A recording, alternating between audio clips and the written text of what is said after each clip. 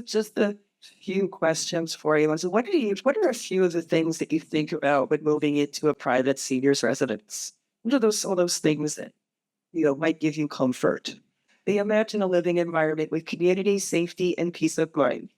I was asked by Seniors Action Quebec today to provide you with answers to some of the most asked questions when researching whether or not to move into a seniors residence. What are your rights as a tenant? Do you have specific responsibilities? Can you leave if things don't work out? What happens if your health changes or you pass away before the lease ends? This morning, I'll try to clear up some of these issues so that you or someone you love can make decisions with informed confidence.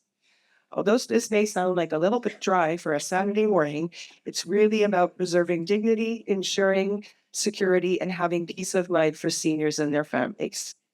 Before I get started, I'm going to go through a few of the acronyms that I'll be using. So there's RPA, and that's Résidence pour aînés, or Autonomous Private Seniors Residences.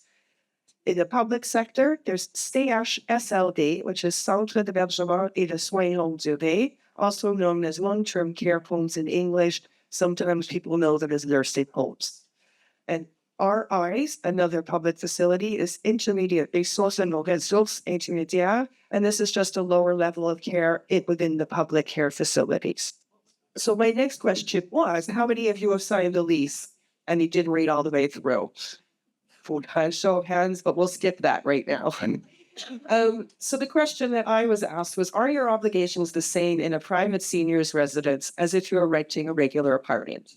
So simply, it's yes and no.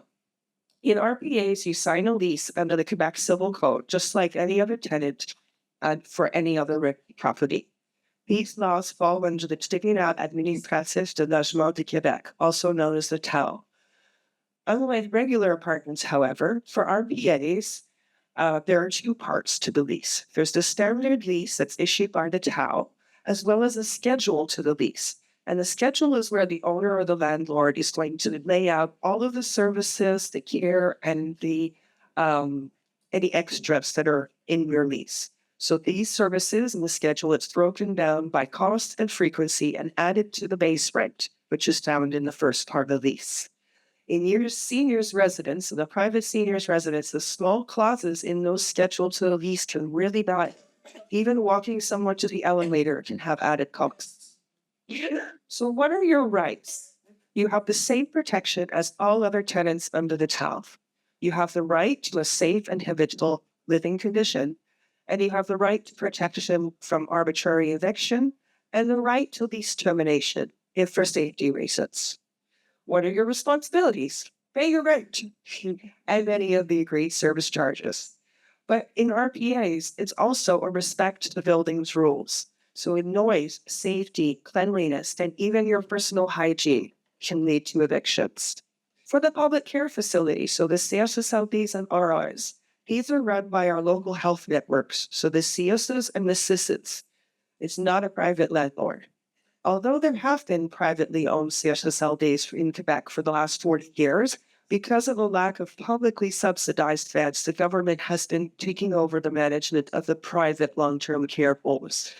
By the end of 2025, there will only be one private CHSLD remaining in Quebec because they received an exemption. This means that people who are able to afford or have the means to afford the private care now have to join a waiting list and apply through the CLSCs like every other citizen of Quebec.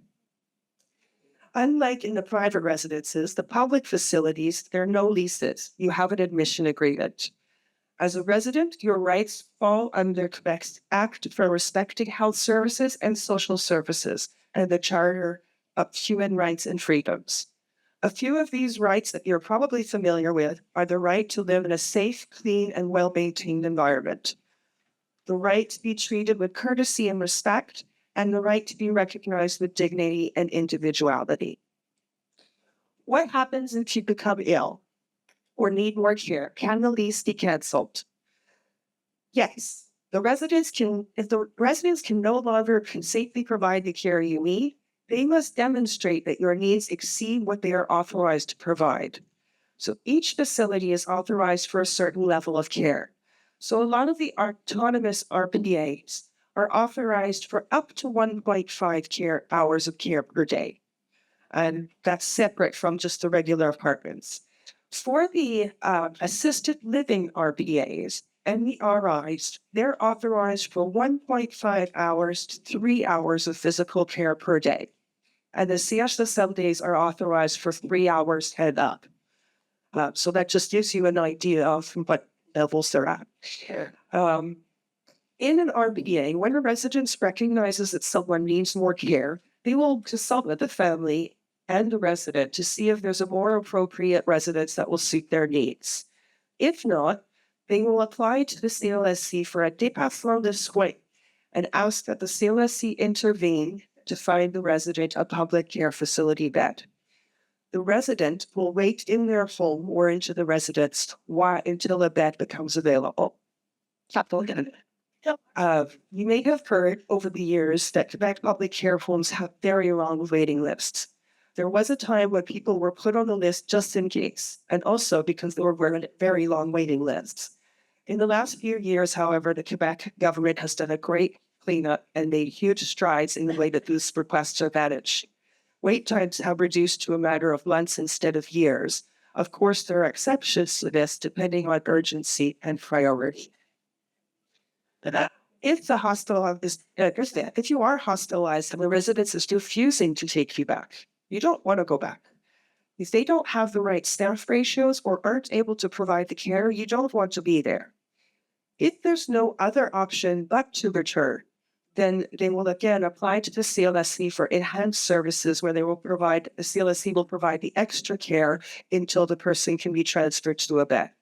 These wait times seem to be shorter. Can you cancel your lease if your health changes? Absolutely. In Quebec, Civil Code allows early lease termination if you're admitted to the CHSLD, if you're moved into a housing facility adapted to your needs. The same applies when a person can no longer occupy their dwelling due to a disability.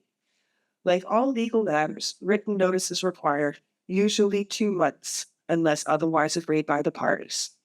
So let me tell you about Mrs. Roper. Mrs. Roper signed a lease in a private residence, but within a couple of months, she experienced a stroke and was hospitalized. She could no longer return and she needed CHSLD care. The law protected her, and she could legally break her lease. Luckily, the residents had a waiting list, and they were able to rent out her apartment the following month. So she only had to pay for the month in which she experienced a stroke. What if you're being bullied by another tenant, or you're simply unhappy? Many people wouldn't speak up if another resident was making their lives miserable, and many people would remain silent to avoid rocking the boat. The law says you do not have to feel intimidated and you don't have to suffer in silence. So again, under Quebec's Civil Code, Article 1854, every person in Quebec has the right to a peaceful enjoyment of their home, even if they're living in an RPA or RI or CHSLD. It's not just unruly neighbors who can affect your quality of life. Sometimes it's the staff behavior or the lack of staff, the lack of resources, or the lack of basic care that can have detrimental effects. You may have heard, as reported in the press in June 2024, that there was systematic mistreatment of the residents of the CHSLD Baldry in the east end of Montreal. The Complaints Commissioner of the CIUS de Montreal found that several of the CHSLD employees failed to provide services as required. They ignored calls from residents and were non-compliant with policies that affected the residents under care. Many of those staff members were fired or suspended from their jobs. So it just goes to show it's not just neighbors, it can be the lack of staff or caring from staff as well. Legal rights and complaints mechanisms matter. And there are steps you can take if things aren't going well. First, document the problem as much as possible. Put up cameras, take recordings, take pictures. If you have the evidence, it won't become an issue of he said, she said. Once you've documented the problem, it's best to speak with the residence management to see if something can be done at that level. By law, each residence must have a complaints commissioner or a users committee. and the residence is legally obliged to publicly display their contact details. So just like the caregiver I had earlier mentioned, it should be in the introduction orientation to a residence how to make a complaint. If unresolved at that level, at the residence level, you can then go for RPAs to the residence certification office. So that's where all the residences are certified. If they're not respecting you, you go to that level. For the public facilities, you would go to the local service quality and complaints commissioner. As a tenant, you can also apply to the town to demand corrective measures for lease cancellation. You may have heard the term renovictions. This is where a building owner will apply to change the status of a building or use renovations as a strategy to remove existing tenants, especially long-term seniors with low rents. Here's a story for you. Between 2022 and 2024, residents of the RPA Montreal in downtown Montreal fought back when they were given eviction notices after the building's owner decided to change its use and remove the RPA status. The services would be discontinued and the rents were set to skyrocket. With help from community organizations, the residents used their legal rights through the TAO and collectively contested the evictions. The owner ultimately reversed the evictions and maintained the RPA services, and the residents were able to remain in their homes. Seeing renovictions as an increasing trend, in June 2024, the Quebec government signed Bill 65 to protect seniors from these types of renovictions. And there's now a 3-year moratorium on any evictions that are tied to subdividing, enlarging, and changing the use of a dwelling. Now, what happens if you're just unhappy? There is not a free exit, actually, but negotiation is often possible. If you're in an RPA, the residents are run by humans. They're not monsters for the most part. So they don't really want an unwilling resident. So they'll work with the residents and the families to find a more appropriate place for them. They will often let people out of their leases, even though the law states that they have to prove that they're going to a higher level of care. Otherwise, the town requires a minimum of 90 days notice to the landlord to cancel your lease. Now, what happens if a senior passes away before the lease ends, and is the estate responsible? Yes, but only partially. Quebec law allows the estate to cancel the lease upon death. Notice must be given within the same month to the landlord. In an RPA, the resident's estate is responsible for 2 months' base rent, which means no meals, no services, no care. If the resident is not in the building to receive them, they don't pay for them. Sometimes there's an exception where they pay for the full month instead of 2 months' base rent. So there are some little gray areas there. So in an RPA, the resident's estate is responsible for the 2 months, and that's the months during which the death occurred, but that rent is probably already paid, and also the following month's rent, unless the resident is able to rent out the apartment before the end of the 60 days, like in Mrs. Roper's case. After that, the lease ends and there's no further rent owed. For the public facilities, the CHSLDs and the RIs, fees stop as of the date of death. But we have a government system, so sometimes there's errors and the payments continue, but they're always refunded at the end. So overall, in Quebec, the law recognizes that grief is heavy enough and families don't have to carry months of rent after a loved one passes away. So this brings me to the closing, and I hope that I have managed to answer the questions outlined in the agenda. But before I leave you for today, here are key points that I spoke about. Number 1, private residences have leases, along with a schedule to lease for services provided. Public care facilities have admission agreements. All residents have rights and responsibilities. Number 2, if your health changes, you or the residents can legally end the lease. Number 3, you have the right to safe, respectful living. Don't accept bullying or neglect. Don't let it go on too long either. Number 4, in RPAs, your estate is responsible for the base rent for 2 months and in some cases at 1 month's full rent. And here are some actionable takeaways for you today. If you decide to go to an RPA, read the leases carefully. especially the schedule to the lease. Make sure there's no surprises in there. Keep all of the documents, your leases, your notices, your care reports, if you're dealing with complaints, correspondences as well. Don't be afraid to speak up early. Problems will grow if they're ignored. Use the supports that are available to you, complaints commissioners, users committees, the ombudspeople, the Office to Protect the Citoyen. And this is more than law. It's about protecting dignity, respect, and the peace of mind that families need. Understanding your rights helps you to stay strong, connected, and supported. And that's what every senior in Quebec should be able to count on. So thank you very much, and I'm open to any questions you might have. Yes, my name is Jewel Jones. I'm second vice president of Barbados House in Montreal. My questions to you, if you're paying for services that you're not getting, and let's say the janitor just have, like 3 days a week to take care of a building, and you're noticing that there's garbage piling up, there's all kinds of roaches and rodents running around. How do you handle something like that? And secondly, is it legal for us to have a tenants committee? So second question is simple, yes. Yes, you can form tenants committees. And there's guidelines to the Tribunal administratif de Quebec. I believe there's also information on Educat Loi as well. The first part to the question is going through the complaints procedure, like I mentioned. So documenting the problem. If nothing's done at the residence level, then it's private or public. Nothing's done at that level is taking it higher, because said that cleanliness and hygiene is your human right to be able to live in that. So it's a matter, I said, documenting, bringing it to the residence committee or users committee.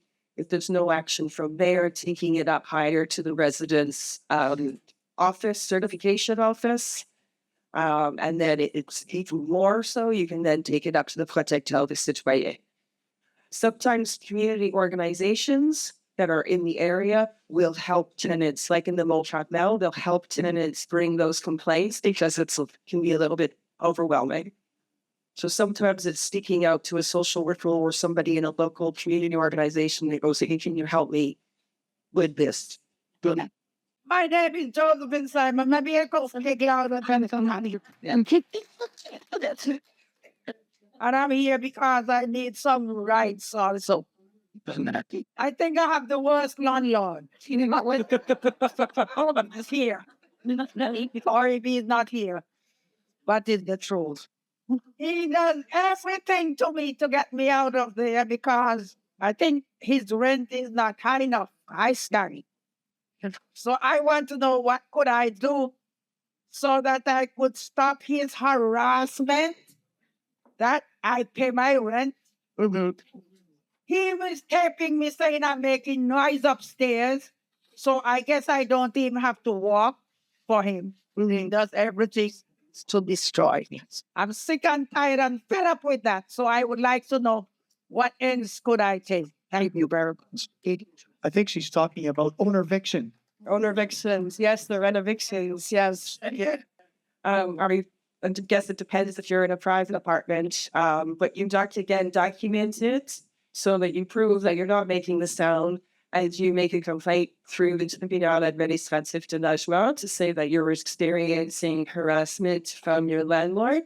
Unfortunately, there's no easy way out. I live in a townhouse complex, and I know somebody who sublet or took over the lease from the previous tenant who had been there for 30 years.